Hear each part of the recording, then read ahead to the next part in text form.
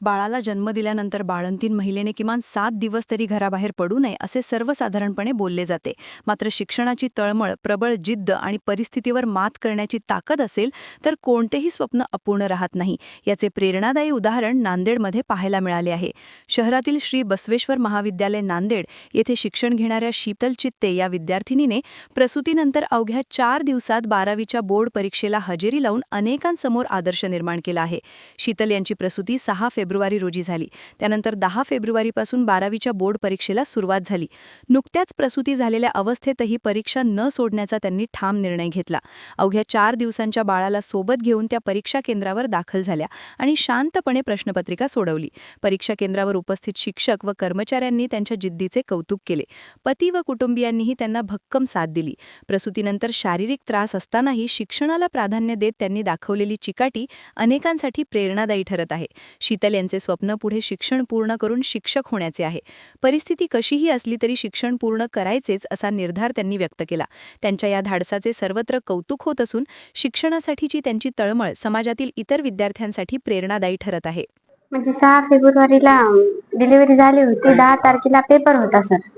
मग शिक्षण मागे पाडायचं नव्हतं, त्याच्यासाठी निर्णय घेतला होता की अभ्यास केला होता पण पेपर द्यायचाच होता. मग घरच्यांनी पण आणि शाळेच्या सरांनी पण आणि हस्बंडनं तर खूपच सपोर्ट केला सर. कॉलेजमध्ये या परीक्षा सेंटरवर काय कुठली व्यवस्था करण्यात आली? तर मात्र स्नेहा कक्ष हे असं माझ्यासाठी खोललं होतं सर. आणि माझ्या बाळाला आणि माझ्या सिस्टरला पण चांगली व्यवस्था दिली. माझ्या बाळाला लढू पण देणार नाही आणि एक झोका आणून दिला सर. त्याच्यामध्ये बाळ दूध वगैरे पिलं की ती झोपी जाते, तेव्हा मी पेपर लिहते सर. व्यवस्था खूप छान केली. मला एक चेअर आहे, एक टेबल आहे, त्याच्यावर मला वही, पेन आणि माझे पेपर माझ्या हातात येते. मला उठायची पण गरज नाही, मला जाऊन तिथं विचारायची पण गरज नाही. सर माझा पेपर झाला, ते येतील आणि घेऊन जातील आणि मार्क वगैरे ते बारकोड वगैरे ते खुदच येऊन लावून जातील.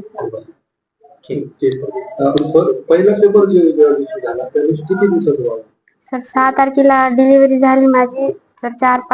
4-5 दिवसात होते सर बा.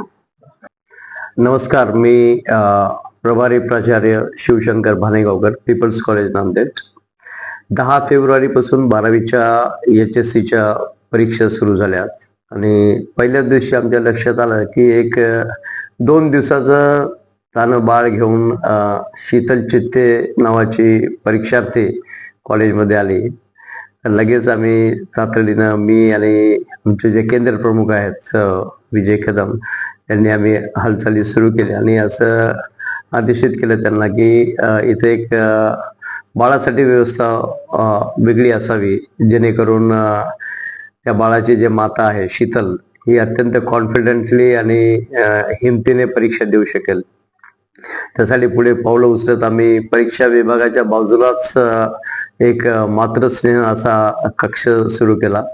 तिथे झुल्याची व्यवस्था देखील केली आम्ही आणि आज 12 दिवस झाले शीतल इथे अत्यंत कॉन्फिडेंटली आणि छान प्रकारे परीक्षा देते. निश्चिंत आहे ती.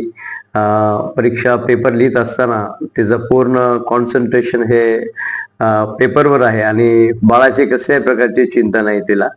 आणि ही बसवेश्वर विद्यालयाची विद्यार्थिनी आहे आणि तिथल्या ज्या प्राचार्य आहेत, आमच्याच महाविद्यालयाच्या माजी विद्यार्थिनी आहेत त्या सविता मुनेश्वर, त्यांनी स्वतः इथे येऊन या मातृस्नेह कक्षाला भेट दिली आणि समाधान व्यक्त केलं आणि पीपल्स महाविद्यालयाचे आणि महाविद्यालय प्रशासनाचे त्यांनी विशेष आभार मानले. तर आज शीतल ही छान प्रकारे परीक्षा लिहित आहे. तिच्या हिमतीला, तिच्या संयमाला आणि तिची जे मेहनत आहे, डिटर्मिनेशन, या सर्वांनाच सलाम करतो आम्ही. आणि निश्चितच असं वाटतं की भविष्य शीतलचं आणि तिच्या बाळाचं देखील निश्चितच उज्ज्वल राहील. तर शीतलच्या भावी आयुष्यासाठी आम्ही तिला पीपल्स महाविद्यालयातर्फे शुभेच्छा देतो. पहिला पेपर किती दिवसाचा बाळ? 10 तारखेला जो इंग्रजीचा पेपर होता त्या दिवशी बाळ अवघं 2 दिवसाचं होतं. त्यामुळे खरंच आम्हाला शीतलचं जेवढं कौतुक करावं वाटतं तेवढं कमी.